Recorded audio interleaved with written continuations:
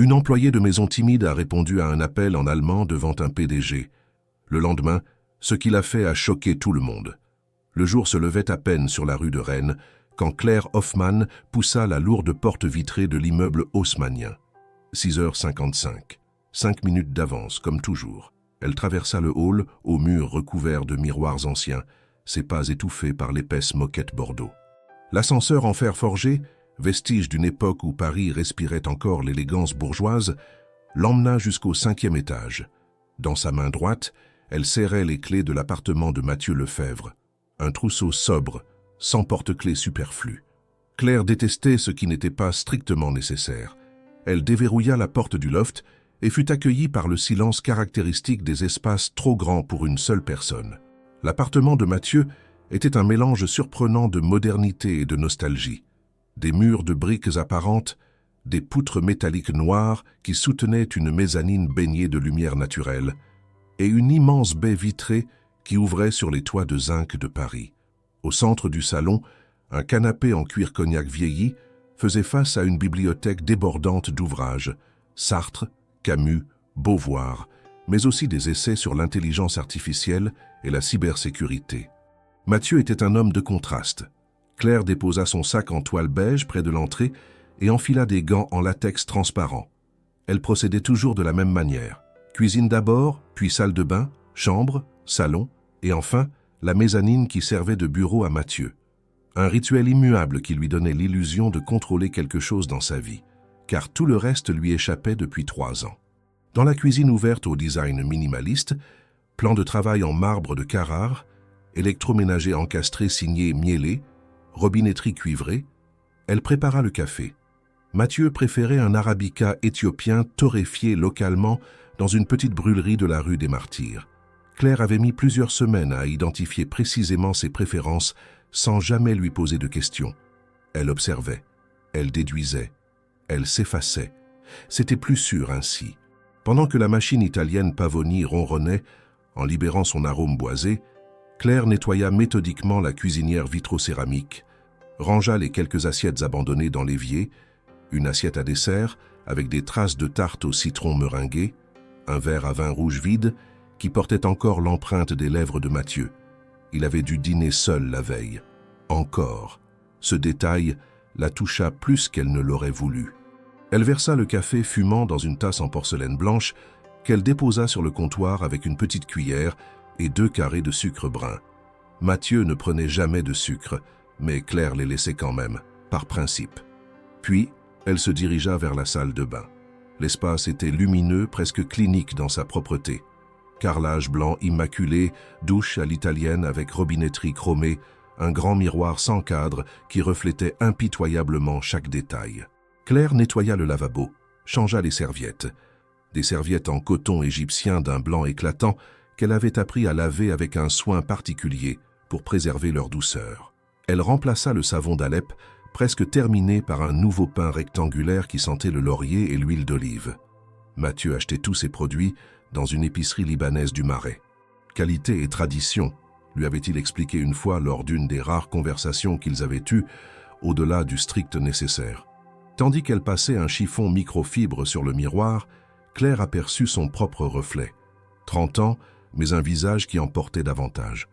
Des cheveux châtains tirés en chignon serré, des yeux gris-bleu qui autrefois brillaient d'une certaine vivacité, aujourd'hui éteints comme 2 lacs gelés.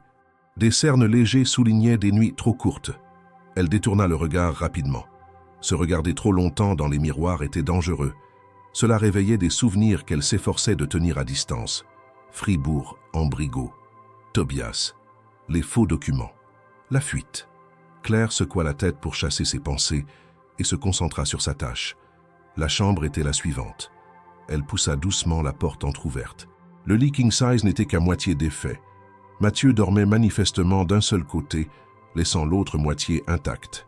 Claire changea les draps en lin lavé couleur écrue, les remplaça par des draps propres qui sentaient la lavande. Elle ouvrit grand la fenêtre pour aérer la pièce.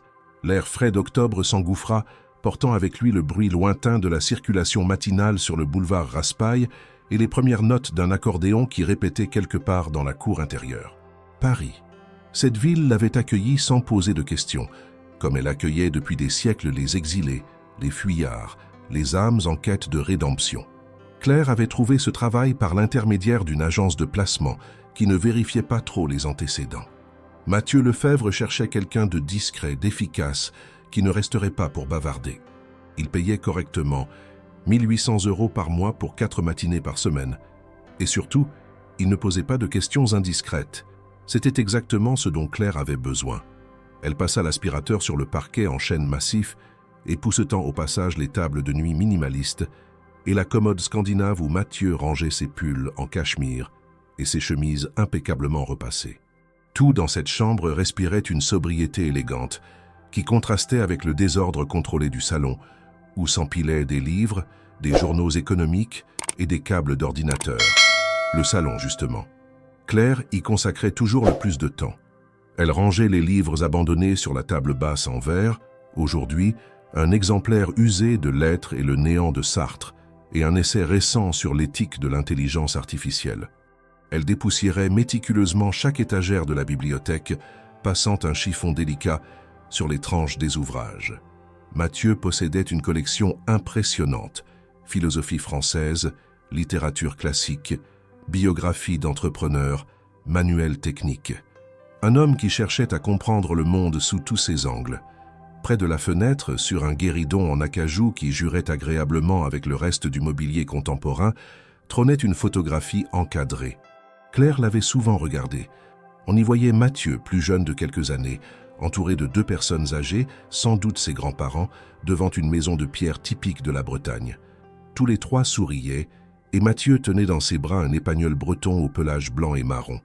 Il y avait quelque chose de profondément heureux dans cette image, une insouciance qui avait disparu du Mathieu d'aujourd'hui. Claire se demandait souvent ce qui s'était passé. Mais elle ne poserait jamais la question. Chacun avait droit à ses secrets. Elle termina le salon en nettoyant la baie vitrée. Le soleil matinal projetait des rayons dorés sur les toits de Paris, illuminant les cheminées en terre cuite et les lucarnes mansardées. De l'autre côté de la rue, une boulangerie venait d'ouvrir. L'odeur chaude du pain frais montait jusqu'au 5e étage. Claire ferma brièvement les yeux et inspira profondément. C'était l'un des rares plaisirs qu'elle s'autorisait encore. Sentir Paris respirer, vivre, exister autour d'elle, indifférent à ses tourments. Il était 8h30. Mathieu ne serait pas là avant midi. Claire monta l'escalier en colimaçon qui menait à la mezzanine. Cet espace servait de bureau. Un immense plan de travail en bois brut occupait tout un mur, encombré de 3 écrans d'ordinateur, d'un clavier mécanique, de post-it colorés couverts de notes griffonnées en français et en anglais. Mathieu dirigeait SecureTech, une start-up spécialisée dans la cybersécurité pour les entreprises. Claire n'y connaissait rien en technologie, mais elle avait compris que son employeur était quelqu'un d'important dans ce milieu. Les articles de presse encadrés sur le mur ne laissaient aucun doute. Mathieu Lefebvre, le prodige français de la cybersécurité. SecureTech lève 15 millions d'euros. À 35 ans, il protège les données de la moitié des entreprises du CAC 40. Claire nettoya le bureau avec précaution, veillant à ne déplacer aucun document. Elle vida la corbeille, rangea les stylos éparpillés, essuya les écrans avec un chiffon antistatique. C'est à ce moment-là que son téléphone vibra dans la poche de son jean. Elle sursauta violemment. Personne ne l'appelait jamais. Personne ne devait l'appeler. Claire sortit son smartphone d'un geste tremblant. L'écran affichait un numéro allemand. Son cœur s'emballa immédiatement. Non, pas maintenant. Pas ici. Elle faillit rejeter l'appel, mais une pensée terrible la paralysa. Et si c'était sa mère? Greta avait 68 ans, des problèmes cardiaques. Si quelque chose lui était arrivé. Claire décrocha. « Ja » dit-elle d'une voix blanche. « Allô, Liebling. Bonjour, chérie. » La voix de Tobias, cette voix qu'elle reconnaîtrait entre mille, douce, presque tendre, mais chargée d'une menace sous-jacente qui la glaçait jusqu'aux os. « Was willst du »« Qu'est-ce que tu veux » répondit-elle en allemand, instinctivement. « Ich denke, du weißt genau, was ich will. Die Papiere, Claire. Ich brauche deine Unterschrift, oder? Je pense que tu sais exactement ce que je veux. Les documents, Claire. J'ai besoin de ta signature ou... Ich hab dir schon gesagt, ich werde das nicht tun. Je t'ai déjà dit que je ne ferai pas ça, coupa-t-elle, sa voix montant d'un cran.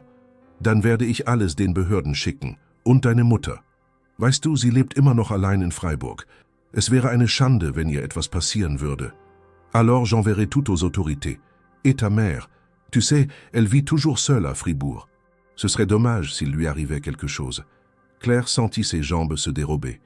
Elle s'appuya contre le bureau, le souffle court. « Du bist ein Monster », murmura-t-elle. « Tu es un monstre. »« Ich bin pragmatisch », répliqua Tobias avec un calme terrifiant. « Je suis pragmatique. »« Du hast 2 Wochen, dann komme ich persönlich. » « Tu as 2 semaines.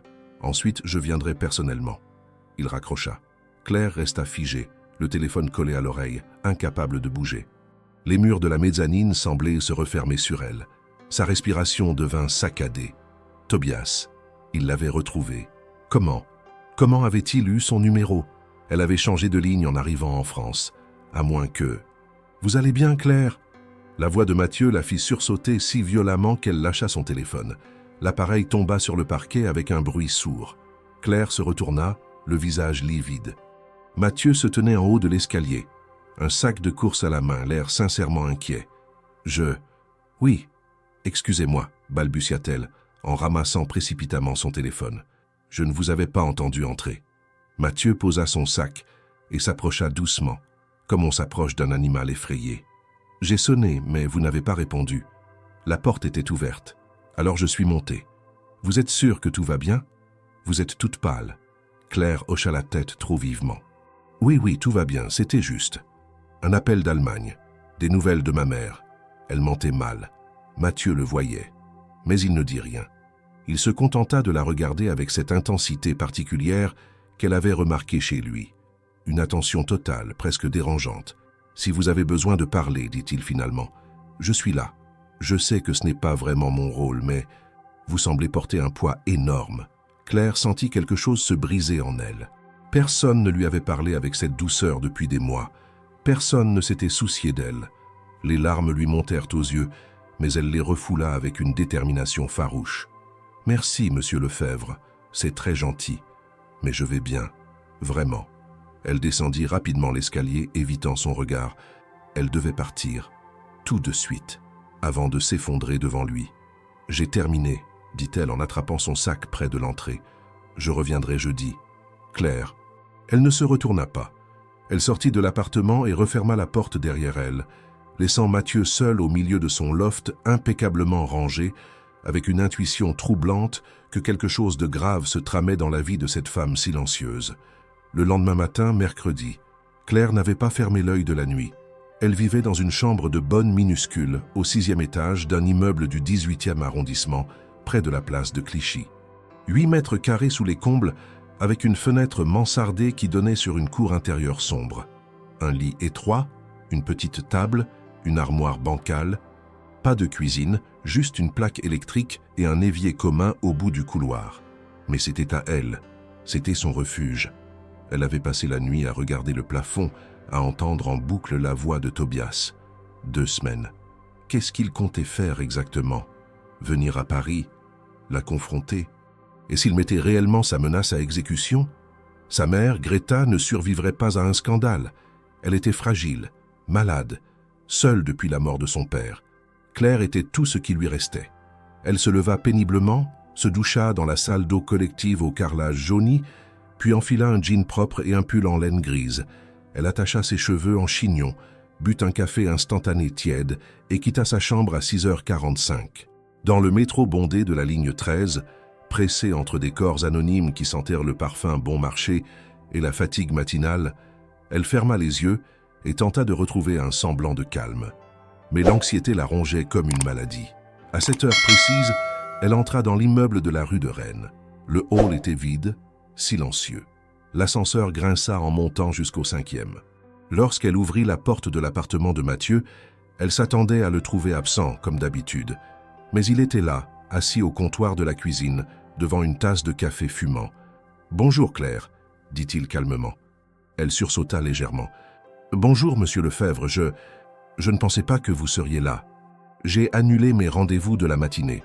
Je voulais vous parler. » Le cœur de Claire s'accéléra. Avait-il compris quelque chose? Allait-il la renvoyer? Elle en avait besoin de ce travail. C'était sa seule source de revenus, sa seule ancre dans cette ville immense et indifférente. « Asseyez-vous, s'il vous plaît, » dit Mathieu en désignant le tabouret à côté de lui. Claire obéit, posant son sac par terre. Mathieu la regarda avec cette intensité qu'elle trouvait si déstabilisante. « Écoutez, commença-t-il, je sais que ce n'est pas ma place de m'immiscer dans votre vie privée. Vous travaillez pour moi, point final. Mais hier j'ai vu votre visage après cet appel. J'ai vu la peur dans vos yeux, et je ne peux pas faire semblant de ne rien avoir remarqué. » Claire serra les poings sur ses genoux. « Monsieur Lefebvre, avec tout le respect que je vous dois, c'est mon problème, pas le vôtre. »« Je comprends, » dit Mathieu, « mais si quelqu'un vous menace, si vous êtes en danger, je peux peut-être aider. J'ai des contacts, des avocats, des gens qui... » « Non, » coupa Claire d'une voix tremblante, « vous ne comprenez pas. Vous ne pouvez rien faire. Personne ne peut rien faire. » Un silence lourd s'installa. Mathieu but une gorgée de café, visiblement en train de peser ses mots. « Vous parlez allemand couramment, » dit-il finalement. « J'ai fait mes études à Berlin. J'ai compris des bribes de votre conversation hier. Quelqu'un vous menace au sujet de documents, de papiers, et votre mère a été mentionnée. » Claire sentit son estomac se nouer. Il avait compris l'allemand. Évidemment, elle aurait dû y penser. « S'il vous plaît, murmura-t-elle, oubliez ce que vous avez entendu, je vous en supplie. » Mathieu secoua la tête. « Je ne peux pas. Pas si vous êtes en danger. Claire, écoutez-moi. J'ai construit mon entreprise sur la protection. La cybersécurité, c'est protéger les gens, leurs données, leur vie privée. Je ne peux pas rester les bras croisés en sachant que quelqu'un qui travaille chez moi vit dans la peur. » Claire sentit les larmes lui monter aux yeux. Pourquoi était-il si gentil? Pourquoi s'obstinait-il à vouloir l'aider? C'était dangereux, pour lui, pour elle, pour tout le monde. « Vous ne comprenez pas, » répéta-t-elle d'une voix brisée. « Si je parle, si je demande de l'aide, il détruira ma mère. Il a des documents, des faux, avec ma signature. Il peut me faire accuser de fraude financière en Allemagne. Et même si je prouve que c'est faux, le scandale suffira à tuer ma mère. Elle a déjà le cœur fragile. Elle ne supportera pas. » Mathieu resta silencieux un long moment.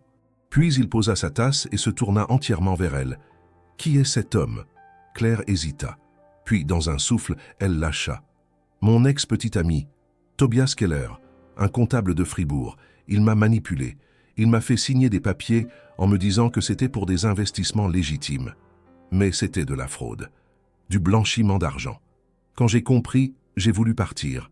Il m'a menacé. Alors j'ai fui. J'ai tout quitté. Mon travail, ma ville, ma vie. Je suis venu ici pour recommencer à zéro. Mais il m'a retrouvé. Et maintenant, il veut que je signe d'autres documents pour assumer toute la responsabilité. Pour le protéger. » Mathieu écouta sans l'interrompre. Lorsqu'elle termina, il prit une longue inspiration. « Vous avez ces documents ?» demanda-t-il. Claire secoua la tête. « Non, il les garde. Il ne me les a jamais montrés. Mais je sais qu'ils existent. Il me les a décrits. Assez pour que je sache qu'il dit la vérité. » Mathieu se leva et fit quelques pas dans le salon, les mains dans les poches. « Écoutez-moi bien, Claire. Ce type est un criminel. Il vous fait du chantage. C'est illégal. En France, en Allemagne, partout. Vous n'avez pas à porter cette culpabilité. Vous êtes une victime. » « Je ne peux pas aller à la police, » dit Claire en secouant la tête avec véhémence. « Il le saura. Il enverra tout aux médias. Ma mère. Alors on trouve une autre solution, » coupa Mathieu. « On le fait tomber sans que vous soyez exposé. On récupère les preuves. On retourne la situation. » Claire le regarda, incrédule. « Vous feriez ça? Pourquoi ?» Mathieu la regarda droit dans les yeux. « Parce que c'est la bonne chose à faire. Et parce que je ne supporte pas les ordures qui s'en prennent aux gens vulnérables. » Pour la première fois depuis des mois, Claire sentit quelque chose remuer en elle, une lueur, un espoir fragile. Mais aussitôt, la peur revint. « C'est trop dangereux, » murmura-t-elle. « Vous ne savez pas de quoi il est capable. »« Peut-être, » répondit Mathieu, « mais lui non plus ne sait pas de quoi je suis capable. » Claire voulut protester, mais les mots ne vinrent pas. Elle était épuisée. Épuisée de fuir, de se cacher, de vivre dans la terreur. Et pour la première fois, quelqu'un lui offrait une main tendue. Quelqu'un croyait en elle. « D'accord, » dit-elle finalement dans un souffle. « Mais à une condition, vous ne faites rien qui puisse mettre ma mère en danger. »« Promis, » dit Mathieu. « On procède avec prudence, étape par étape. » Il retourna au comptoir, sortit son ordinateur portable et l'ouvrit. « Première chose, vous allez tout me raconter. Depuis le début. Chaque détail. Ensuite, On élabore un plan. Claire inspira profondément. C'était la première fois qu'elle allait raconter toute l'histoire à quelqu'un. C'était terrifiant. Mais étrangement aussi, cela ressemblait à une libération. Elle commença à parler. 2 heures plus tard, Mathieu avait pris des notes détaillées sur son ordinateur. Nom, date, lieu, montant. Claire lui avait tout raconté. Comment elle avait rencontré Tobias dans un café de Fribourg 3 ans plus tôt. Comment il l'avait séduite avec son charme et sa confiance apparente. Comment il lui avait fait signer des documents en lui disant que c'était pour un projet immobilier commun. Elle lui avait expliqué qu'elle travaillait alors comme assistante administrative dans une petite entreprise d'architecture, qu'elle gagnait correctement sa vie, qu'elle avait des projets, des rêves. Puis, tout s'était effondré quand elle avait découvert par hasard un article de presse sur une enquête pour blanchiment d'argent impliquant la société où Tobias travaillait.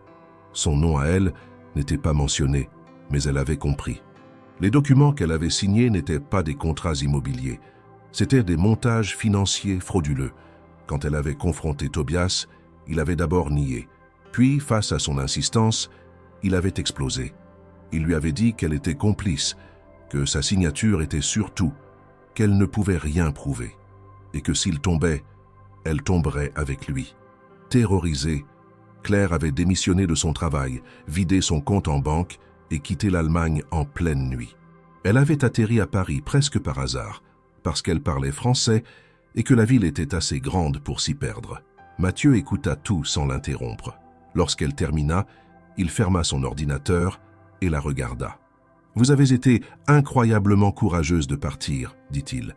Beaucoup de gens seraient restés par peur. Je n'ai pas été courageuse, répondit Claire amèrement.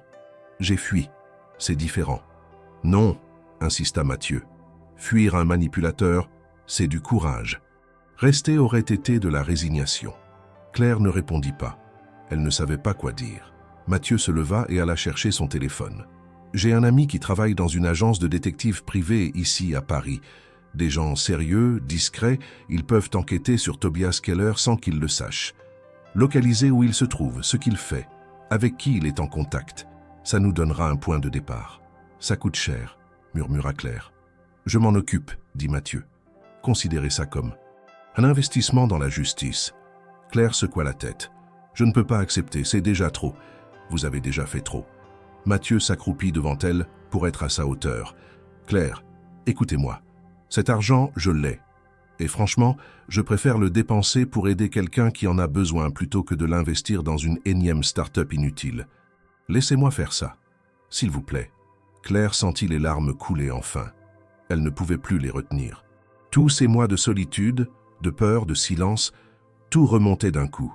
Mathieu posa doucement sa main sur son épaule. « Ça va aller, dit-il. Je vous le promets, on va le coincer. Et vous allez retrouver votre vie. » Claire hocha la tête entre 2 sanglots. Pour la première fois depuis des années, elle osait y croire.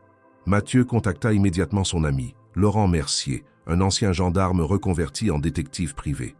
Laurent dirigeait une petite agence rue du Faubourg Saint-Honoré, spécialisée dans les enquêtes discrètes pour clients fortunés et entreprises en difficulté. Mathieu lui avait fait appel plusieurs fois pour des vérifications de partenaires commerciaux ou des cas de fraude interne chez ses clients. Laurent était fiable, méthodique et surtout, il savait se faire oublier.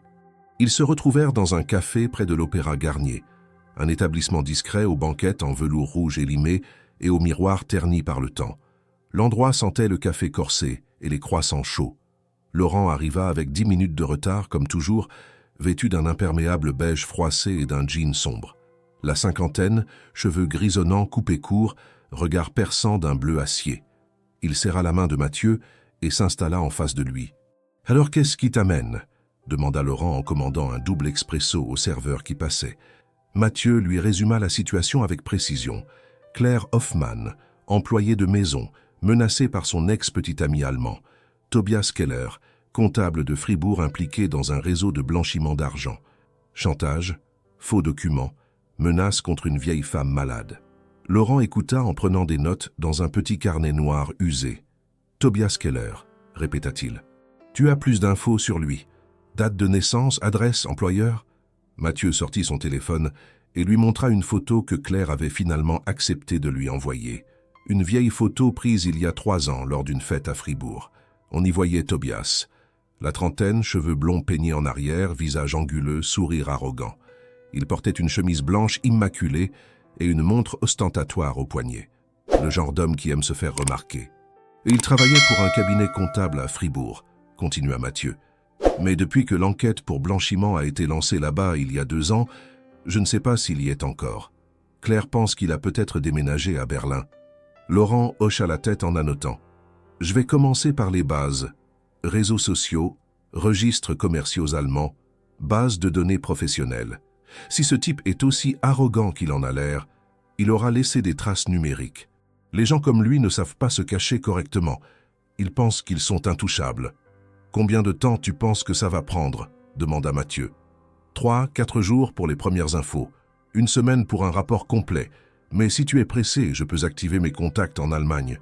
J'ai un ancien collègue de l'Europol qui pourrait accélérer les choses officieusement. Fais-le, dit Mathieu. Claire a reçu un ultimatum de 2 semaines. On n'a pas beaucoup de temps.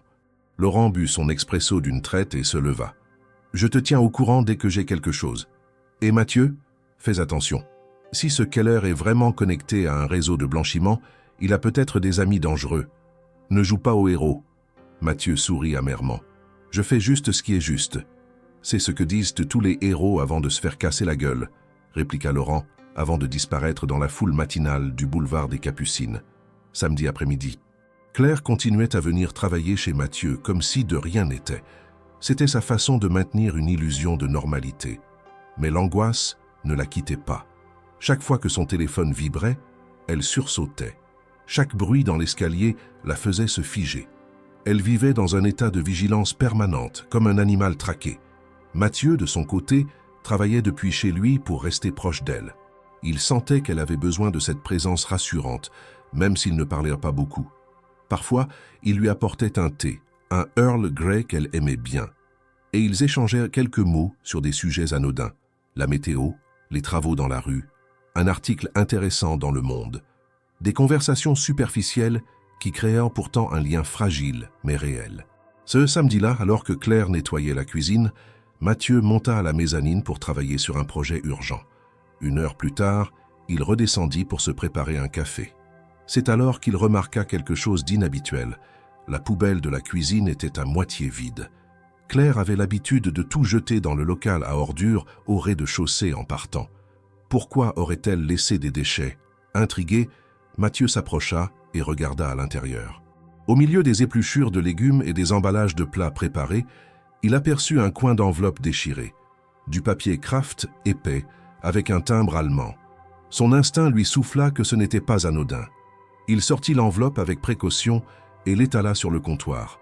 Elle était déchirée en plusieurs morceaux, mais en les assemblant comme un puzzle, il parvint à reconstituer l'ensemble.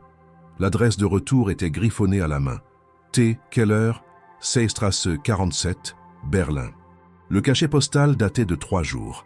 À l'intérieur, il trouva les restes d'une lettre manuscrite en allemand, également déchirée en lambeaux. Mathieu photographia chaque morceau avec son téléphone, puis les disposa sur la table basse du salon. Il passa l'heure suivante à reconstituer le texte. Son allemand était rouillé, mais suffisant. Ce qu'il lut le glaça. « Claire, ma patience a des limites. Tu penses pouvoir te cacher à Paris ? Tu te trompes. J'ai tes nouvelles coordonnées. Je sais où tu travailles. Je sais où tu vis. Si dans 10 jours tu ne m'as pas envoyé les documents signés, je viendrai te chercher moi-même. Et crois-moi, tu ne veux pas que ça arrive. Pense à Greta. Elle est si fragile. Un scandale pourrait lui être fatal. Tu veux vraiment avoir ça sur la conscience ? Signe les papiers. C'est tout ce que je demande. Ensuite, je disparaîtrai de ta vie. Promis. T. Mathieu relut le message 3 fois. La menace était claire, froide, calculée. Tobias savait exactement comment manipuler Claire, en jouant sur sa culpabilité et son amour pour sa mère. Ce type était un psychopathe. Pire encore, il savait où elle vivait. Comment avait-il obtenu ces informations ? Avait-il des complices à Paris ? Quelqu'un la suivait-il ? Mathieu photographia le message reconstitué et l'envoya immédiatement à Laurent avec un SMS urgent. Priorité. Il sait où elle est. On a moins de temps que prévu. La réponse de Laurent arriva 5 minutes plus tard. J'ai des premiers résultats. RDV demain 10h, mon bureau. Dimanche matin, agence de Laurent. L'agence Mercier Investigation occupait un petit local au 3e étage d'un immeuble cossu du 8e arrondissement. 2 pièces exiguës encombrées de dossiers, d'écrans d'ordinateur et de photos punaisées sur des tableaux en liège. Ça sentait le café froid et le papier moisi. Laurent accueillit Mathieu avec une expression grave. « J'ai trouvé pas mal de choses », dit-il en désignant un dossier épais posé sur son bureau. « Assieds-toi. » Mathieu s'installa sur une chaise bancale. Laurent ouvrit le dossier et en sortit plusieurs documents imprimés. Tobias Keller, 34 ans, né à Fribourg-en-Brisgau. Formation en comptabilité et finance à l'université de Heidelberg. A travaillé pendant 8 ans pour le cabinet Schneider & Associés à Fribourg, spécialisé dans la gestion de patrimoine pour clients fortunés. En 2022, une enquête du Süddeutsche Zeitung a révélé que Schneider & Associés était impliqué dans un vaste réseau de blanchiment d'argent lié à des oligarques russes et des hommes d'affaires douteux d'Europe de l'Est. Plusieurs comptables du cabinet ont été arrêtés. Keller a disparu avant que la police ne vienne le chercher. Laurent fit glisser une photo imprimée depuis un article de presse allemand. On y voyait Tobias sortant d'un tribunal, le visage à moitié caché derrière une veste, des lunettes de soleil sur le nez. Il a refait surface à Berlin il y a 1 an, continua Laurent. Il travaille désormais comme consultant financier indépendant. Officiellement, il conseille des petites entreprises. Officieusement, mes sources pensent qu'il continue ses activités louches, mais de façon plus discrète. Il a un appartement dans le quartier de Mitte, près de la Spree. Et voici le plus intéressant. Laurent sortit une autre feuille. Des relevés bancaires partiels obtenus Dieu sait comment. Il a fait plusieurs virements vers la France ces 3 derniers mois. Des petites sommes, 500, 800 euros, toujours vers des comptes différents. Ça ressemble à des paiements pour des informations. Il a peut-être engagé quelqu'un ici pour localiser Claire. Mathieu sentit la colère monter en lui. Tu veux dire qu'il a un contact à Paris, quelqu'un qui la surveille? Très probable, confirma Laurent. Ces types-là ne travaillent jamais seuls. Keller a les connexions et l'argent pour payer un indique local.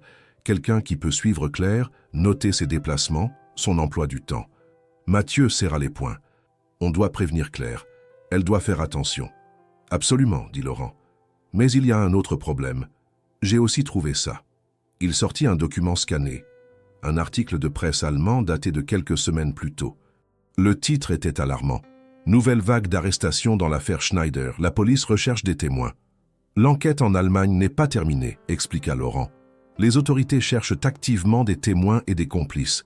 Si Keller pense que Claire pourrait témoigner contre lui, ça expliquerait sa pression. Il veut la faire taire définitivement en l'impliquant légalement. Si elle signe ces documents, elle devient complice. Elle ne pourra plus témoigner sans s'incriminer elle-même. Mathieu comprit immédiatement la gravité de la situation. C'est un piège. Il ne veut pas juste la faire taire, il veut la neutraliser juridiquement. Exactement, dit Laurent. Et si elle refuse, il utilisera les faux documents pour la dénoncer aux autorités allemandes. Dans les 2 cas, elle est piégée. C'est du chantage classique, bien ficelé. Mathieu se leva et fit les 100 pas dans le petit bureau. On ne peut pas laisser faire ça. Il doit y avoir un moyen de le coincer. Laurent croisa les bras. Il y en a un, mais c'est risqué. Si on arrive à le faire avouer ses menaces, à enregistrer une conversation où il reconnaît le chantage et la falsification des documents, on peut le livrer aux autorités françaises et allemandes. Ça suffira pour le faire arrêter et discréditer ces faux documents. Comment on fait ça? Demanda Mathieu. On le provoque. On l'attire ici, à Paris. On organise une rencontre avec Claire dans un lieu contrôlé, où on peut tout enregistrer. On le pousse à parler, à se vanter, à menacer ouvertement. Les types comme lui ont un ego surdimensionné. Si on joue bien, il se trahira. Mathieu réfléchit rapidement. Claire ne sera jamais d'accord, elle a trop peur. Alors il faut la convaincre, dit Laurent. Parce que franchement, c'est la seule solution viable. Fuir ne marchera pas éternellement. Keller la retrouvera toujours. Il faut l'affronter. Maintenant, avant qu'il ne soit trop tard. Lundi soir, appartement de Mathieu. Claire était assise sur le canapé en cuir, une tasse de thé refroidissant entre ses mains tremblantes. Mathieu venait de tout lui expliquer. La lettre retrouvée, l'enquête de Laurent, les découvertes sur Tobias, la proposition de piège. Elle avait écouté sans l'interrompre, son visage devenant de plus en plus pâle. « Non », dit-elle finalement d'une voix blanche. « Non, je ne peux pas. c'est de la folie. S'il découvre qu'on essaie de le piéger, Il quoi? Coupa Mathieu doucement. Il vous menace déjà. Il sait où vous êtes. Il a quelqu'un qui vous suit peut-être. Claire, vous vivez déjà dans la peur. Cette situation ne peut pas durer éternellement. Tôt ou tard, il faudra l'affronter. Mais ma mère, murmura Claire. Laurent peut s'arranger pour qu'elle soit protégée en Allemagne, expliqua Mathieu. Il a des contacts là-bas. Dès qu'on met le plan en marche, on prévient les autorités allemandes discrètement. Ils peuvent placer votre mère sous surveillance policière le temps que Tobias soit arrêté. Claire secoua la tête, les larmes coulant sur ses joues. Vous ne comprenez pas. Tobias est intelligent, calculateur. Il aura prévu. Il a toujours 3 coups d'avance. Si on échoue, dit Mathieu en s'asseyant à côté d'elle, on sera dans la même situation qu'aujourd'hui, peut-être pire. Mais si on réussit, vous serez libre, vraiment libre. Vous pourrez voir votre mère sans crainte, vous pourrez vivre sans regarder constamment par-dessus votre épaule, vous pourrez respirer. Claire ferma les yeux. Elle était épuisée de cette lutte constante, de cette terreur quotidienne. Une partie d'elle voulait juste abandonner, signer les maudits papiers, disparaître complètement. Mais une autre partie, plus petite, plus fragile, mais toujours vivante, voulait se battre, voulait reprendre le contrôle de sa vie. Et si je dis oui, demanda-t-elle d'une voix tremblante, comment on procède? Mathieu sentit un élan d'espoir. Laurent a un plan. On vous fait envoyer un message à Tobias. Un message où vous acceptez de le rencontrer pour discuter des documents. On fixe le rendez-vous dans un lieu public, un café bondé où il ne pourra rien tenter de violent. Laurent et moi, on sera là, discrètement, avec du matériel d'enregistrement. Vous le faites parler. Vous lui demandez des précisions sur les documents, sur ses menaces. Dès qu'il avoue, dès qu'il se compromet, on a tout ce qu'il faut. Et s'il refuse de parler? S'il se doute de quelque chose? C'est un risque, admit Mathieu. Mais Laurent pense que son arrogance jouera contre lui. Ces types-là adorent se vanter, montrer leur pouvoir. Si vous lui donnez l'impression que vous êtes vaincu, qu'il a gagné, il baissera sa garde. Claire resta silencieuse un long moment. Dehors, la nuit était tombée sur Paris. Les lumières des immeubles voisins scintillaient comme des étoiles terrestres. Elle pensa à sa mère, seule dans son petit appartement de Fribourg, sans savoir que sa fille vivait un cauchemar. Elle pensa à ses 3 années de fuite, de peur, de honte. Elle pensa à la femme qu'elle avait été avant Tobias, une femme qui avait des rêves, des projets, une vie. « D'accord, » dit-elle finalement, sa voix à peine audible. « Je le fais, mais vous me promettez que ma mère sera protégée. »« Je vous le promets, » dit Mathieu avec conviction. Laurent s'en occupe personnellement. Claire hocha la tête lentement. Elle venait de franchir un point de non-retour. Mercredi, préparation. Les 3 jours suivants furent une frénésie d'organisation. Laurent prit contact avec un ancien collègue de la police judiciaire allemande, un commissaire de Fribourg nommé Klaus Hartmann, qui accepta de coopérer officieusement. Hartmann connaissait bien l'affaire Schneider & Associés et cherchait justement des preuves contre Tobias Keller. Lorsque Laurent lui expliqua la situation, il sauta sur l'occasion. Greta Hoffmann fut placée sous protection discrète. Une voiture de patrouille passait régulièrement devant chez elle et un agent en civil se postait dans le café d'en face. Claire, sur les conseils de Mathieu, envoya un email à Tobias. Le message était bref, soigneusement calibré pour paraître authentique. « Tobias, tu as gagné. Je ne peux plus vivre comme ça. Je suis prête à signer les documents, mais je veux te voir en personne. Je veux que tu me promettes que ma mère sera en sécurité. Rendez-vous samedi à 15h au café de Flore, boulevard Saint-Germain. Viens seul. Claire. » La réponse arriva 6 heures plus tard. Un simple mot. « J'y serai. » Laurent choisit le café de Flore pour plusieurs raisons stratégiques. C'était un lieu public très fréquenté. Difficile d'y commettre une violence ouverte. L'acoustique était bonne pour les enregistrements discrets. Et surtout, Laurent connaissait bien les lieux. Il y avait déjà mené 2 opérations de surveillance réussies. Il installa 3 micros miniatures. Un dans le sac de Claire, un sur la table où il serait assis, caché dans un faux pot de fleurs, et un 3e sur Mathieu lui-même, qui serait attablé 2 tables plus loin, déguisé en touriste américain avec des lunettes de soleil et une casquette. Mathieu fit répéter Claire pendant des heures. Il lui apprit à poser les bonnes questions, à provoquer Tobias subtilement pour qu'il avoue ses crimes sans se méfier. Claire était terrorisée, mais elle tenait bon. Chaque répétition la rendait un peu plus forte, un peu plus déterminée. Le vendredi soir, veille du jour J, Mathieu invita Claire à dîner dans son appartement. Il prépara un bœuf bourguignon, une recette de sa grand-mère bretonne, avec des pommes de terre fondantes et une salade verte. Ils mangèrent en silence au début, la tension palpable. Puis, peu à peu, la conversation s'engagea sur des sujets plus légers. Claire parla de son enfance en Allemagne, de son père décédé quand elle avait 16 ans, de sa passion pour les livres et la musique classique. Mathieu évoqua ses années d'études à Berlin, sa grand-mère qui l'avait élevé après la mort de ses parents dans un accident de voiture, son amour pour la philosophie et la technologie. Pour la première fois depuis des semaines, Claire sourit vraiment. Elle réalisa qu'elle appréciait la compagnie de Mathieu, sa gentillesse naturelle, son intelligence discrète. Il n'était pas juste son employeur. Il était devenu quelque chose de plus précieux, un ami, peut-être même davantage, mais elle refusait d'y penser maintenant. C'était trop compliqué. À 22 heures, alors qu'elle s'apprêtait à partir, Mathieu la retint doucement par le bras. « Claire, quoi qu'il arrive demain, sachez que vous n'êtes pas seule. Je serai là. Laurent sera là. Vous êtes forte. Vous allez y arriver. » Claire hocha la tête, la gorge serrée. Puis, dans un élan qu'elle ne contrôla pas, elle se pencha et l'embrassa sur la joue. « Merci », murmura-t-elle. « Pour tout. » Elle partit rapidement, avant que l'émotion ne la submerge complètement. Samedi 15 heures, café de Flore, boulevard Saint-Germain. Le café était bondé, comme prévu. Touristes, intellectuels, artistes, tous attablés sur les chaises en rotin rouge emblématique du lieu. L'odeur du café mélangée à celle des cigarettes qui s'échappaient de la terrasse créait une atmosphère typiquement parisienne. Claire arriva à 14h55, le cœur battant si fort qu'elle craignait qu'on l'entende. Elle portait un jean sombre, un pull en laine noire et une veste légère. Son sac, avec le micro caché, pendait à son épaule. Elle repéra immédiatement Mathieu, installé 2 tables plus loin.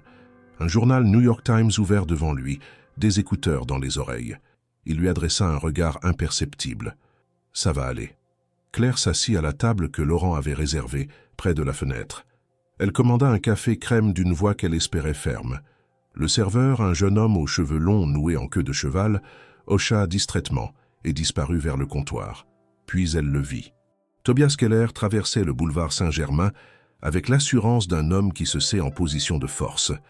Il portait un costume anthracite impeccable, une chemise blanche sans cravate, des chaussures italiennes cirées. Ses cheveux blonds étaient toujours peignés en arrière, et ses yeux bleus, autrefois séduisants, aujourd'hui glacial, scannèrent le café avant de se poser sur Claire. Il sourit, un sourire qui ne montait pas jusqu'aux yeux. Il entra, s'approcha de la table et s'assit face à elle sans un mot. Pendant quelques secondes, ils se regardèrent en silence. Claire sentait ses mains trembler sous la table. Elle les serra fort pour se contrôler. « Claire », dit finalement Tobias en allemand, sa voix douce comme du miel empoisonné. « Du sieste mudos.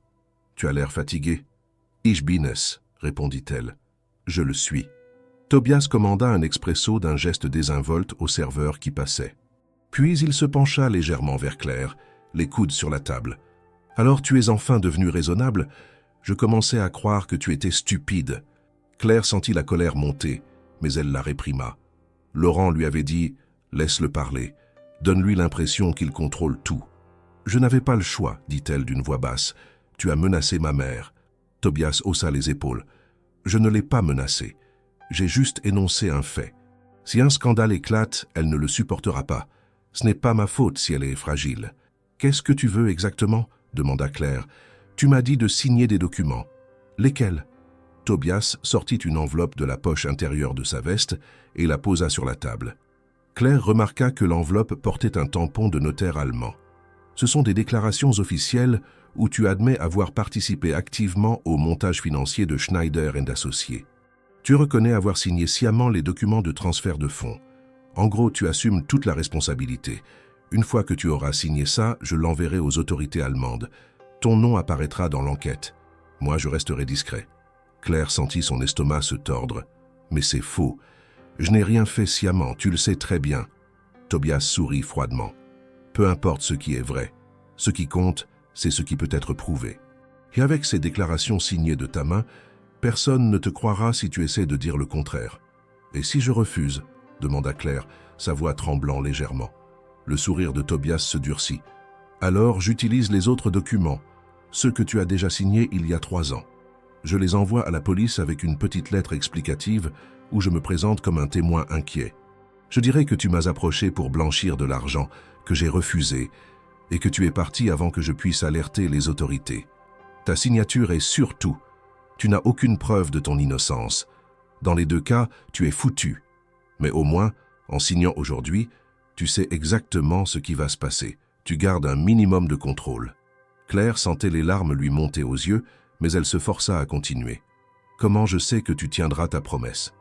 Comment je sais que tu ne feras pas de mal à ma mère?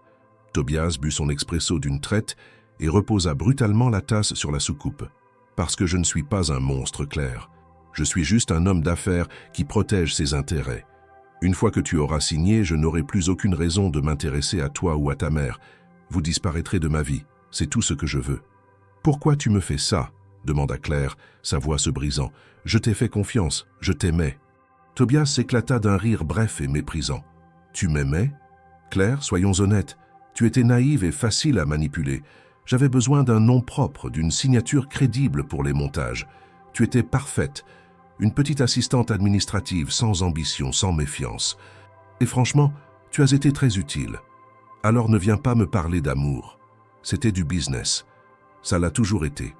Claire baissa la tête, incapable de soutenir son regard. Elle entendait les mots de Mathieu dans sa tête. Fais-le parler, provoque-le. Et les autres? Demanda-t-elle. Il y a eu d'autres personnes comme moi?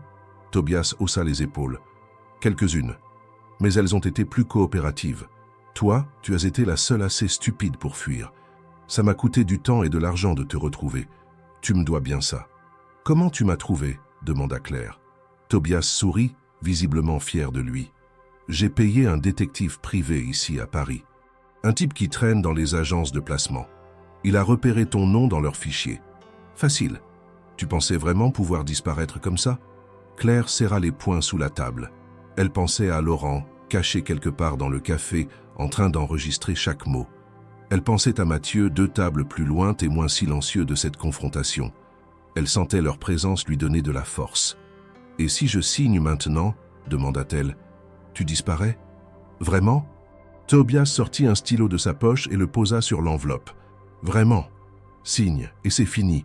Refuse, et je te promets que dans 1 semaine, la police allemande viendra frapper à ta porte, et celle de ta mère. » Claire regarda l'enveloppe. Elle regarda le stylo. Elle regarda Tobias, cet homme qui avait détruit sa vie avec une facilité déconcertante. Et soudain, quelque chose bascula en elle. Une rage froide, claire, libératrice. « Non, » dit-elle calmement. Tobias fronça les sourcils. « Quoi ?»« Non, » répéta Claire d'une voix plus assurée. « Je ne signerai pas. Tu peux aller te faire foutre, Tobias. » Le visage de Tobias se durcit instantanément. Il se pencha vers elle, sa voix devenant menaçante. « Tu fais une énorme erreur, Claire. Une énorme erreur. »« Non, » dit une voix derrière lui. « C'est toi qui as fait l'erreur. » Tobias se retourna brusquement. Mathieu se tenait là, téléphone à la main, avec Laurent juste derrière lui. Laurent sortit une carte de sa poche et la posa sur la table. « Laurent Mercier, détective privé agréé. Monsieur Keller, tout ce que vous venez de dire a été enregistré. Chantage, menaces, aveux de falsification de documents, manipulation. Vous venez de vous compromettre suffisamment pour que les autorités françaises et allemandes s'intéressent de très près à vous. » Le visage de Tobias devint livide. Il regarda Claire, puis Mathieu, puis Laurent. Puis il bondit de sa chaise et tenta de s'enfuir. Mais Laurent l'attrapa fermement par le bras. « Vous n'allez nulle part. La police est déjà en route. » En effet, 2 agents en civil qui attendaient à dehors entrèrent dans le café. L'un d'eux montra sa carte de police judiciaire. « Tobias Keller, vous êtes en état d'arrestation pour chantage, menaces et complicité de blanchiment d'argent. Vous avez le droit de garder le silence. » Tobias se débattit, hurla quelque chose en allemand, mais les policiers le maîtrisèrent rapidement. Tout le café s'était tu, les clients observant la scène avec un mélange de curiosité et de malaise. Alors qu'on l'emmenait, Tobias lança un dernier regard haineux vers Claire. « Tu vas le regretter, » cria-t-il. « Tu ne sais pas qui sont mes contacts. Tu... » Mais sa voix fut coupée lorsque les portes du café se refermèrent derrière lui. Claire resta assise, tremblante, incapable de bouger. Mathieu s'approcha et posa doucement sa main sur son épaule. « C'est fini, dit-il doucement. Vous avez été incroyable. C'est fini, Claire. » Elle leva les yeux vers lui et soudain toute la tension accumulée explosa. Elle éclata en sanglots incontrôlables, son corps secoué de spasmes. Mathieu s'assit à côté d'elle et la prit dans ses bras. Elle pleura longtemps, libérant des années de peur, de honte, de colère. Les autres clients détournèrent pudiquement le regard. Laurent s'éclipsa discrètement pour parler au policier. Mathieu resta là, tenant Claire contre lui, murmurant des mots apaisants. Dehors, le soleil de l'après-midi baignait le boulevard Saint-Germain d'une lumière dorée. Paris continuait de vivre, indifférent au petit drame qui venait de se jouer dans l'un de ses cafés les plus célèbres. Mais pour Claire Hoffman, tout venait de changer. Pour la première fois depuis 3 ans, elle était libre. Claire passa 3 heures au commissariat de la rue de l'Abbaye à répondre aux questions des enquêteurs. Une salle d'interrogatoire austère, aux murs beige pâle et au mobilier fonctionnel, éclairée par des néons blafards. Mathieu avait insisté pour rester avec elle. Il s'était assis à ses côtés pendant toute la déposition, une présence silencieuse mais rassurante. Laurent, lui, était dans une autre salle, en train de remettre officiellement tous les enregistrements et documents aux autorités. Le capitaine Dubois, un homme d'une 50aine d'années au visage carré et aux cheveux grisonnants coupés courts, menait l'interrogatoire avec professionnalisme, mais aussi avec une certaine bienveillance. Il avait compris rapidement que Claire était une victime, pas une complice. « Madame Hoffman, dit-il en tapant sur son clavier d'ordinateur, je vais être franc avec vous. Les enregistrements que nous avons reçus sont accablants pour Monsieur Keller. Chantage aggravé, menaces, aveux de falsification de documents. Il ne pourra pas s'en sortir. En revanche, nous avons besoin de votre témoignage détaillé sur toute l'affaire, depuis le début, depuis votre rencontre avec lui à Fribourg. » Claire raconta tout. Encore. Mais cette fois, c'était différent. Ce n'était plus un secret honteux qu'elle devait cacher. C'était un témoignage officiel, enregistré, qui deviendrait une pièce à conviction.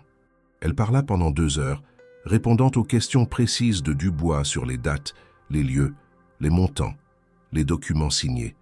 Mathieu lui tenait discrètement la main sous la table.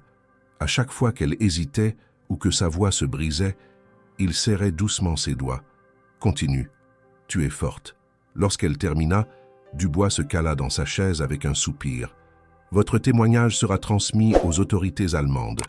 Mon homologue de Fribourg, le commissaire Hartmann, sera ravi de l'avoir. Il cherche depuis des mois des preuves contre Keller. Vous venez de lui offrir tout ce dont il avait besoin.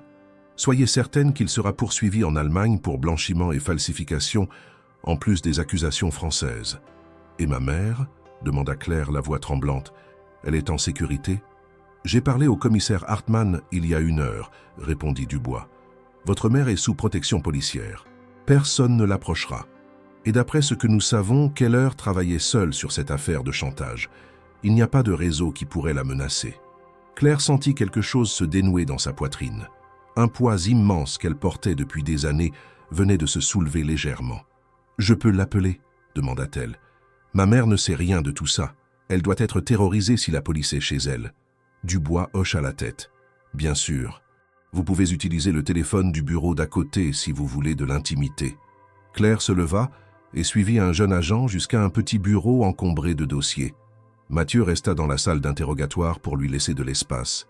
Claire s'assit devant le téléphone fixe et composa le numéro de sa mère avec des mains tremblantes.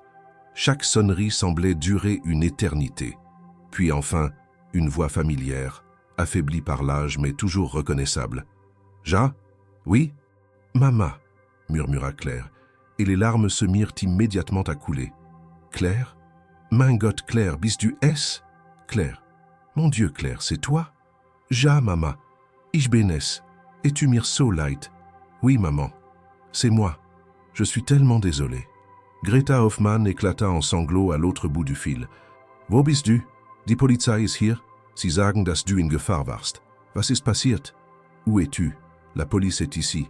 Ils disent que tu étais en danger. Que s'est-il passé? » Claire prit une longue inspiration et se lança. Elle raconta tout à sa mère. Tobias, la fraude, la fuite à Paris, les menaces, l'arrestation aujourd'hui. Greta écouta sans l'interrompre, ses pleurs s'intensifiant au fur et à mesure du récit. Lorsque Claire termina, il y eut un long silence. « Warum hast du mir nichts gesagt? Pourquoi tu ne m'as rien dit ?» demanda finalement Greta d'une voix brisée. « Ich wollte dich schützen, répondit Claire. Je voulais te protéger. Hat gedroht, dir weh zu tun. Ich konnte das Risiko nicht eingehen. Il menaçait de te faire du mal. Je ne pouvais pas prendre le risque. Mein liebes Kind, murmura Greta. Mon enfant chéri, du hättest nicht allein sein sollen. Ich bin deine Mutter, ich hätte dir geholfen. Tu n'aurais pas dû être seule. Je suis ta mère. Je t'aurais aidé. Claire sanglotait maintenant, sans retenue. Es-tu mir leid, Mama? Es-tu mir so leid? Je suis désolé, maman. Je suis tellement désolé. Komm nach Hause, dit Greta doucement. Rentre à la maison. Bitte. Ich brauche dich hier. Ich brauche dich bei mir. S'il te plaît. J'ai besoin de toi ici. J'ai besoin que tu sois près de moi. Claire ferma les yeux. L'idée de rentrer en Allemagne, de revoir sa mère, de l'enlacer après ces années de séparation forcée, était presque douloureusement tentante. Mais quelque chose en elle hésitait. Paris était devenu son refuge. Et il y avait Mathieu. Elle ne savait pas exactement ce qu'elle ressentait pour lui, mais elle savait qu'elle ne voulait pas le quitter. Pas maintenant. Ich komm dich bald besuchen, promit-elle. Je viendrai te voir bientôt. Aber ich muss noch ein paar Dinge hier in Paris regeln. Nur ein paar Wochen, Mama. Dann sehen wir uns. Mais je dois régler quelque chose ici à Paris. Juste quelques semaines, maman. Ensuite, on se verra. Greta sembla accepter, même si Claire pouvait entendre la déception dans sa voix. Pass auf dich auf, meine Liebe, dit-elle finalement. Prends soin de toi, mon amour. Und danke diesem Mann, der dir geholfen hat. Ich bin ihm ewig dankbar. Et remercie cet homme qui t'a aidé. Je lui suis éternellement reconnaissante. Das werde ich, promit Claire, je le ferai. Ich liebe dich, Mama. Je t'aime, Maman. Ich liebe dich auch, mein Schatz. Je t'aime aussi, mon trésor. Elles raccrochèrent. Claire resta assise dans le bureau quelques minutes, essuyant ses larmes, tentant de reprendre contenance. Puis elle retourna dans la salle d'interrogatoire. Mathieu se leva immédiatement en la voyant. « Ça va ?» demanda-t-il. Claire hocha la tête. « Oui, ma mère va bien. Elle est sous protection. Elle veut que je rentre en Allemagne. » Quelque chose passa dans le regard de Mathieu. Une ombre fugace, presque imperceptible. « C'est compréhensible, » dit-il calmement. « Vous lui avez manqué. » Claire le regarda intensément, cherchant à déchiffrer ce qu'il ressentait vraiment. « Je ne pars pas, » dit-elle finalement. « Enfin, pas tout de suite. J'ai besoin de régler des choses ici, de comprendre ce que je veux faire de ma vie maintenant. » Mathieu sourit légèrement, et Claire crut voir du soulagement dans ses yeux. « Prenez votre temps. Vous l'avez mérité. » Dimanche matin, appartement de Mathieu. Claire dormit chez Mathieu cette nuit-là. Elle était trop épuisée émotionnellement pour rentrer seule dans sa chambre de bonne sombre. Mathieu lui avait offert la chambre d'amis, une petite pièce lumineuse avec un lit double confortable et une vue sur les toits de Paris. Il lui avait prêté un de ses t-shirts et un pantalon de jogging pour dormir. Claire s'était effondrée dans le lit et avait sombré immédiatement dans un sommeil profond, sans rêve, pour la première fois depuis des années. Lorsqu'elle se réveilla, il était presque 11 heures. Le soleil entrait à flots par la fenêtre. Elle se leva, enfila une robe de chambre que Mathieu avait laissée sur la chaise et sortit de la chambre. L'appartement sentait le café frais et les croissants chauds. Dans la cuisine, Mathieu était en train de préparer le petit déjeuner. Il portait un jean délavé et un pull en laine bleu marine. Ses cheveux étaient légèrement ébouriffés et il avait l'air détendu, presque heureux. « Bonjour » dit-il en se retournant avec un sourire. « Bien dormi ?»« Comme un bébé » répondit Claire, surprise elle-même par la légèreté de sa voix. « Je crois que c'est la première nuit paisible que j'ai eue depuis des années. » Mathieu versa du café dans 2 grandes tasses en céramique et déposa sur la table un panier rempli de croissants, de pain au chocolat et de pain au raisin encore tiède. « Je suis allé chez le boulanger pendant que vous dormiez, » expliqua-t-il. « J'ai pris un assortiment. » Ils s'installèrent au comptoir et mangèrent en silence confortable. Claire dévorait un croissant avec une faim qu'elle n'avait pas ressentie depuis longtemps. Tout avait meilleur goût ce matin. Le café était plus riche, le beurre des viennoiseries plus fondant, l'air qui entrait par la fenêtre entr'ouverte plus doux. « Qu'est-ce qui va se passer maintenant ?» demanda-t-elle finalement. « Pour Tobias, je veux dire. »« Laurent m'a appelé ce matin, » répondit Mathieu. Keller a été placé en détention provisoire. Il sera jugé en France d'abord pour les charges de chantage et menaces. Ensuite, il sera extradé en Allemagne pour les accusations de blanchiment et falsification. Laurent pense qu'il prendra au moins 5 à 7 ans de prison, Peut-être plus si d'autres victimes se manifestent. Claire hocha la tête lentement. C'est bizarre, dit-elle.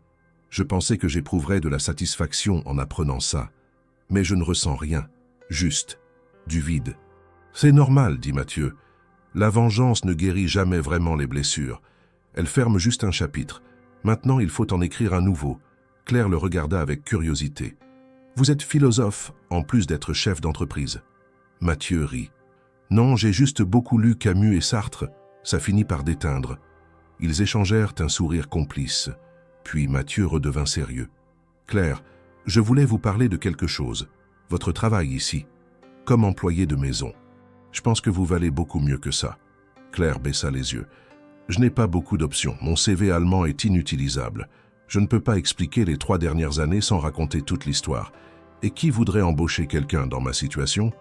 Moi, dit simplement Mathieu. Claire leva les yeux, surprise. Quoi? Je vous offre un poste dans mon entreprise, expliqua Mathieu, assistante de direction. Vous parlez couramment français, allemand, et si je ne me trompe pas, vous avez aussi des notions d'anglais. Vous êtes organisée, méticuleuse, intelligente. SecureTech a justement besoin de quelqu'un pour gérer les relations avec nos clients européens, organiser mes rendez-vous, coordonner avec les différentes équipes.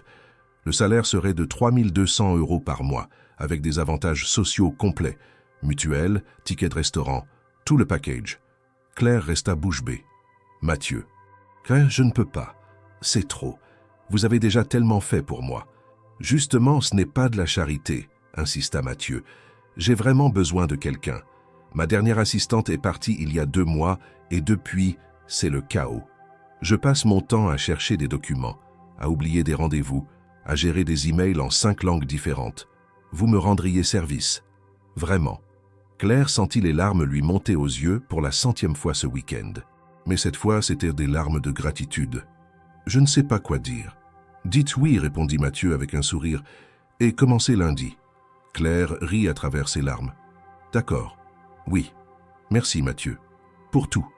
Il se pencha légèrement vers elle. Merci à vous, Claire. Vous êtes quelqu'un d'exceptionnel. Il était temps que vous le réalisiez. 6 semaines plus tard, bureau de SecureTech, 8e arrondissement. SecureTech occupait le 3e étage d'un immeuble moderne, près de la place de la Madeleine. Un open space lumineux avec des murs blancs, des plantes vertes un peu partout, et une vingtaine d'employés qui travaillaient sur leurs ordinateurs dans une atmosphère décontractée mais concentrée. Claire avait son propre bureau, un espace vitré dans un coin, avec une vue sur les toits de l'opéra. Elle s'était rapidement habituée à son nouveau rôle, et à sa grande surprise, elle excellait. Organiser l'agenda de Mathieu s'était révélé être un puzzle complexe mais satisfaisant. Gérer les relations avec les clients allemands était naturel pour elle. Elle comprenait instinctivement les nuances culturelles, les attentes, les codes de politesse. Elle avait également découvert qu'elle avait un talent pour la négociation. Lors d'une réunion avec un gros client munichois, elle avait réussi à désamorcer un conflit potentiel simplement en reformulant les positions de chacun avec tact et précision. Mathieu, présent lors de la réunion, l'avait regardée avec admiration. Les autres employés de SecureTech l'avaient accueilli chaleureusement, particulièrement Léa, une développeuse de 28 ans aux cheveux roses et à l'humour sarcastique, qui était devenue une sorte de confidente. Elles déjeunaient souvent ensemble dans un petit restaurant libanais de la rue Saint-Lazare, parlant de tout et de rien, de la dernière série Netflix, des difficultés à trouver un appartement décent à Paris, des hommes impossibles et des rêves de voyage. Un vendredi après-midi, alors que Claire terminait de rédiger un rapport pour un client belge, Léa passa la tête dans son bureau. « Hey Claire, on va boire un verre après le boulot. Tu viens? Il y a Mathieu, Thomas, Sophia et moi. » Claire hésita. Elle avait pris l'habitude de rentrer directement chez elle après le travail. Elle habitait toujours sa chambre de bonne, même si Mathieu lui avait proposé de l'aider à trouver un appartement plus spacieux. Mais quelque chose dans le sourire de Léa l'encouragea à accepter. « D'accord, dit-elle. Pourquoi pas ?» Ils se retrouvèrent dans un bar à cocktail du Marais, un endroit branché avec des murs en briques apparentes, des canapés en velours émeraude et une musique jazz discrète. Mathieu commanda une tournée de mojito. Ils parlèrent de projets en cours, de la croissance de l'entreprise, de la concurrence féroce dans le secteur de la cybersécurité. Puis, la conversation dériva vers des sujets plus personnels. « Alors Claire, demanda Sofia, une chef de projet espagnole au regard malicieux. Tu as quelqu'un dans ta vie? Un petit ami qui t'attend à la maison? Claire sentit ses joues rougir légèrement. Non, personne. J'ai eu une relation compliquée par le passé. Depuis, j'ai préféré rester seule. Dommage, dit Sofia en sirotant son cocktail. Une fille comme toi, intelligente, belle, drôle, tu ne devrais pas être seule. Laisse-la tranquille, intervint Léa en donnant un petit coup de coude à Sofia. Tout le monde n'a pas besoin d'être en couple pour être heureux. Merci, dit Claire avec reconnaissance. Mathieu, qui était resté silencieux jusque-là, leva son verre. À Claire, dit-il, qui en 6 semaines est devenue indispensable à SecureTech. Et surtout, qui est une personne exceptionnelle. Les autres levèrent leurs verres et trinquèrent. Claire sentit une chaleur se répandre en elle, et ce n'était pas seulement l'effet du mojito. C'était quelque chose de plus profond, un sentiment d'appartenance, d'acceptation. Ces gens ne la jugeaient pas. Ils ne connaissaient pas son passé sombre. Pour eux, elle était simplement Claire, leur collègue compétente et sympathique. C'était libérateur. Lorsqu'ils quittèrent le bar vers 22 heures, Mathieu proposa de raccompagner Claire. « Ce n'est pas sur ton chemin, protesta-t-elle. »« Je m'en fiche, répondit Mathieu. Il est tard, et je préfère m'assurer que tu rentres en sécurité. » Ils marchèrent côte à côte dans les rues du Marais, éclairées par les vitrines des boutiques et les lampadaires Art Nouveau. L'air était frais mais agréable, typique d'un soir de novembre parisien. Ils discutèrent de choses et d'autres, évitant soigneusement les sujets trop intimes. Lorsqu'ils arrivèrent devant l'immeuble de Claire, place de Clichy, Mathieu s'arrêta. « Claire, dit-il soudainement, je peux te poser une question? Bien sûr. Pourquoi tu n'es pas retournée voir ta mère? Ça fait 6 semaines. Je sais qu'elle t'attend. » Claire baissa les yeux. « J'ai peur, admit-elle. Peur de retourner en Allemagne. Peur de revoir Fribourg, même de loin. Peur que tout revienne d'un coup. Et puis, il y a autre chose. »« Quoi ?» demanda doucement Mathieu. Claire hésita. Puis, dans un élan de courage, elle leva les yeux vers lui. « Toi, dit-elle simplement, je ne veux pas partir d'ici parce que tu es ici. » Il y eut un silence. Mathieu la regarda avec une intensité qui la fit frissonner. « Claire, commença-t-il, je ne voulais pas compliquer les choses. Tu as traversé tellement d'épreuves. La dernière chose dont tu as besoin, c'est d'un employeur qui développe des sentiments pour toi. » Claire sentit son cœur s'accélérer. « Tu as des sentiments pour moi ?»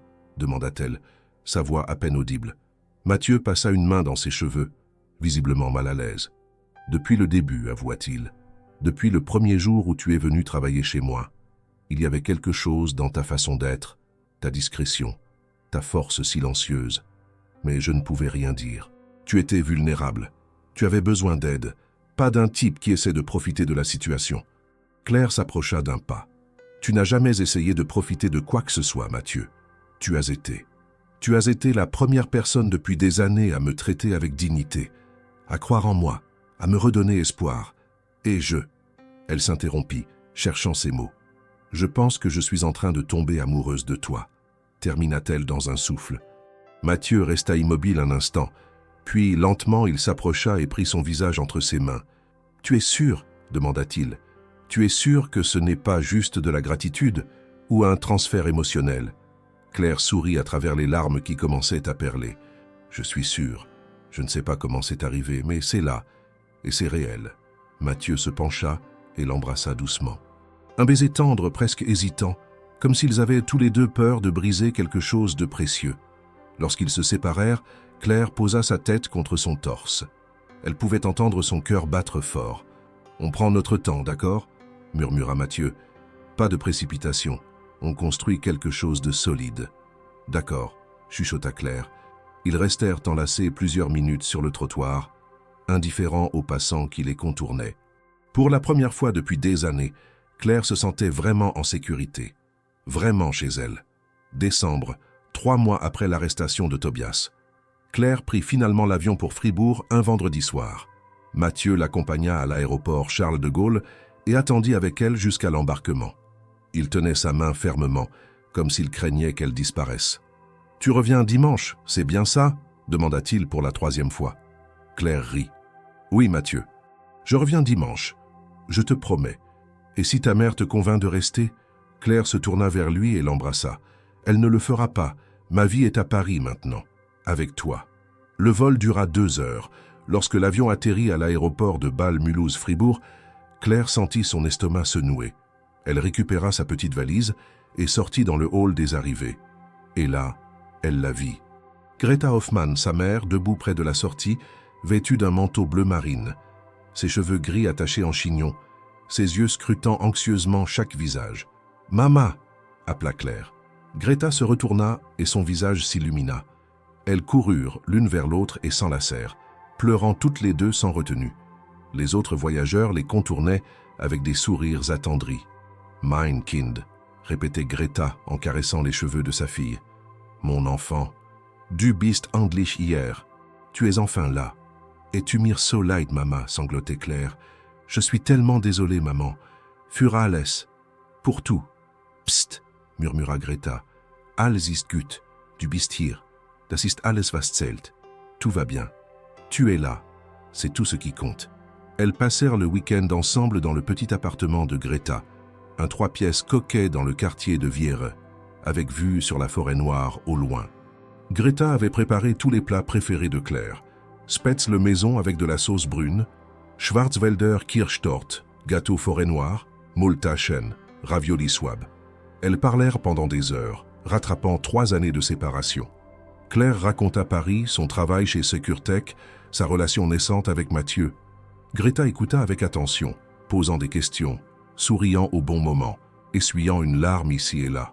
« Er klingt wie ein guter Mann », dit finalement Greta. « Il a l'air d'être un homme bien. »« Er ist es », répondit Claire avec conviction. « Il l'est. » Greta prit la main de sa fille. « Dann geh zurück zu ihm », dit-elle doucement.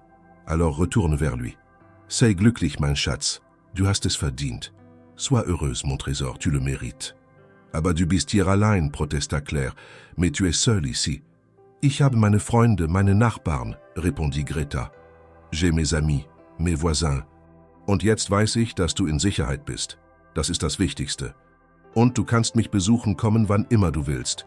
Et maintenant je sais que tu es en sécurité. C'est le plus important. Et tu peux venir me voir quand tu veux. » Le dimanche, à l'aéroport, elles s'embrassèrent longuement. Claire promit de revenir pour Noël dans 3 semaines. Elle promit d'appeler toutes les semaines. Elle promit d'envoyer des photos de Paris, de son bureau, de Mathieu. Dans l'avion qui la ramenait en France, Claire regarda par le hublot. Les lumières de Fribourg s'éloignaient, remplacées peu à peu par l'obscurité de la nuit. Elle pensa à tout le chemin parcouru depuis cette fuite désespérée 3 ans plus tôt. Elle avait perdu tellement de choses, son travail, son appartement, sa dignité, 3 années de sa vie.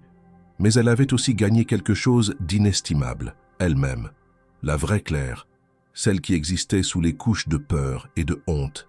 Une femme forte, capable de se relever, de faire confiance à nouveau, d'aimer à nouveau. 24 décembre, appartement de Mathieu, réveillon de Noël. Mathieu avait décoré l'appartement avec goût. Un petit sapin dans un coin du salon, des guirlandes lumineuses discrètes, des bougies parfumées à la cannelle. Il avait cuisiné un repas traditionnel français, foie gras sur toast, saumon fumé, chapon rôti au marron, et pour le dessert, une bûche de Noël qu'il avait achetée chez le nôtre.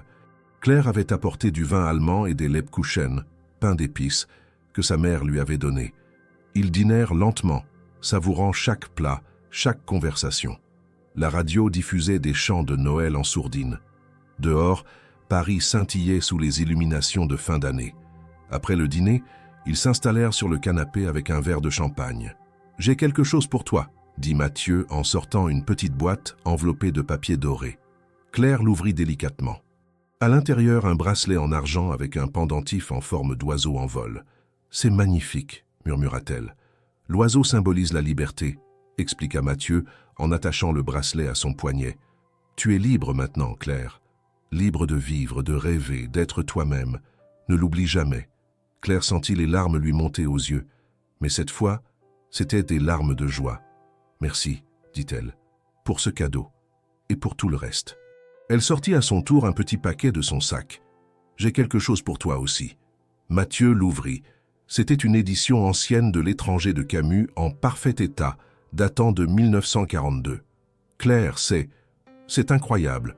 Où tu as trouvé ça ?»« Une librairie de livres anciens dans le quartier latin, expliqua-t-elle. Le vendeur m'a dit que c'était une première édition. Je me suis souvenu que tu aimais Camus. Mathieu la regarda avec une émotion profonde. C'est le plus beau cadeau qu'on m'ait jamais fait. Ils s'embrassèrent doucement, puis restèrent enlacés sur le canapé, regardant les lumières de la ville à travers la baie vitrée. Claire posa sa tête sur l'épaule de Mathieu et ferma les yeux. Elle pensait à tout ce qui s'était passé cette année. L'appel de Tobias qui avait tout déclenché, le piège au café de Flore, l'arrestation, sa renaissance progressive, et maintenant, cet instant parfait dans les bras d'un homme qui l'aimait vraiment. « À quoi tu penses » demanda Mathieu. « À tout » répondit Claire. « À Tobias en prison, à ma mère en sécurité, à mon travail qui me plaît, à toi, à nous. Je pense que je suis heureuse, vraiment heureuse, pour la première fois depuis très longtemps. » Mathieu resserra son étreinte. « Tu le mérites, Claire. Tout ce bonheur, tu le mérites. » Minuit sonna quelque part dans la ville.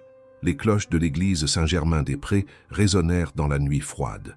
Mathieu et Claire s'embrassèrent à nouveau, scellant silencieusement une promesse, celle de construire ensemble quelque chose de solide, de vrai, de durable. Épilogue. Juin de l'année suivante. Claire se tenait sur le balcon du nouvel appartement qu'elle et Mathieu venaient d'emménager ensemble. Un 4 pièces dans le 5e arrondissement, près du Panthéon, avec des poutres apparentes et une vue imprenable sur les toits de Paris. Elle portait une robe légère couleur crème et ses cheveux flottaient librement dans la brise d'été.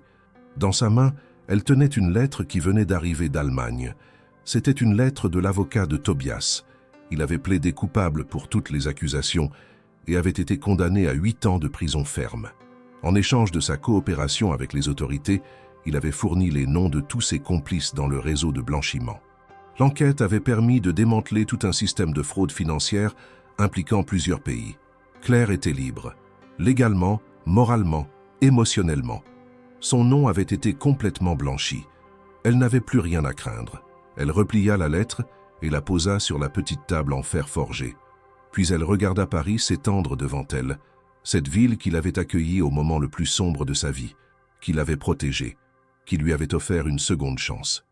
Mathieu sortit sur le balcon avec 2 verres de rosé frais. « Bonne nouvelle » demanda-t-il en lui tendant un verre. « Les meilleurs » répondit Claire avec un sourire radieux. « C'est vraiment fini.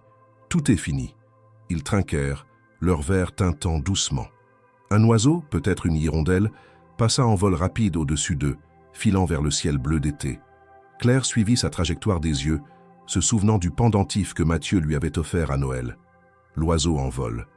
La liberté. « Tu sais quoi » dit-elle soudainement. « Je crois que je vais appeler ma mère et l'inviter à passer l'été ici. Elle n'a jamais vraiment visité Paris. Il est temps qu'elle découvre la ville où sa fille a retrouvé sa vie. »« Excellente idée » dit Mathieu. « On pourrait l'emmener à Versailles, au Louvre, monter en haut de la tour Eiffel. » Claire rit. « Ma mère a le vertige. Mais tout le reste, oui, elle adorera. » Ils restèrent sur le balcon jusqu'au coucher du soleil, regardant la lumière dorée baigner les façades haussmanniennes et les dômes des églises. Paris respirait, vivait, existait autour d'eux, immuable et éternel. Claire pensa à la femme qu'elle avait été il y a 1 an, terrorisée, brisée, sans espoir, et à la femme qu'elle était devenue, forte, libre, aimée. L'appel qui avait tout déclenché, ce matin-là dans l'appartement de Mathieu, avait été le début d'un cauchemar. Mais paradoxalement, il avait aussi été le début de sa renaissance. Parce que sans cet appel, elle n'aurait jamais trouvé le courage de se battre. Elle n'aurait jamais rencontré vraiment Mathieu. Elle n'aurait jamais découvert la femme courageuse qu'elle portait en elle. Parfois, pensa-t-elle, les pires moments de notre vie sont aussi les portes vers les meilleurs. Il suffit d'avoir le courage de les franchir. Mathieu passa son bras autour de ses épaules. Claire ferma les yeux et inspira profondément. L'air sentait le jasmin, le café, les livres anciens. L'air sentait Paris. L'air sentait la vie. Elle était chez elle. Enfin.